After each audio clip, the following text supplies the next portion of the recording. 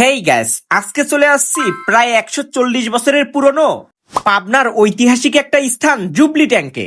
তো গ্যাস, আজকের ভিডিওতে চলুন ব্রিটিশ আমলে তৈরি হওয়া এই জুবলি ট্যাঙ্কটা ঘুরে দেখি এবং এর ইতিহাস সম্পর্কে জানার চেষ্টা করি। হ্যালো, আসসালামু আলাইকুম গাইস, সবাই কেমন আছেন? আশা করি ভালো আছেন।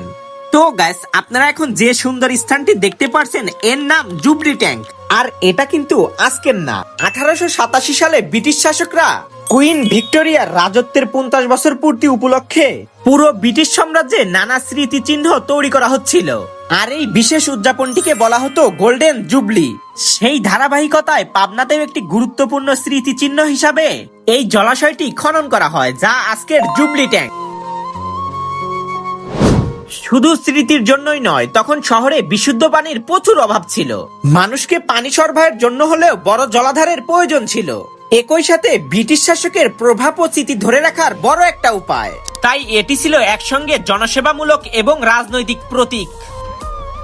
শুরুতে এটা ছিল শুধুমাত্রই একটি জলাধার, কিন্তু সময়ের ব্যবধানে এখন এটি একটি সামাজিক মিলনস্থলে পরিণত হয়। প্রতিনিয়তই মানুষ ভালো সময় এবং আনন্দময় মুহূর্ত কাটাতে ছুটে আসে এই জুবলি ট্যাঙ্কে।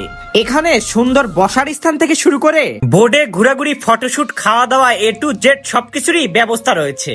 যাই হোক গাইস, এবার চলেন আমার নিজের একটা পরামর্শ আপনাদের সাথে শেয়ার করি। বর্তমানে জুবলি ট্যাঙ্কের পানিতে প্রচুর পরিমাণে ময়লা দেখা যায়, যা খুবই দুঃখজনক একটা বিষয়। এত পুরনো একটি ঐতিহাসিক নিদর্শন হিসাবে এটিকে আরো যত্ন নিয়ে পরিষ্কার ও সুরক্ষণ রাখা জরুরি।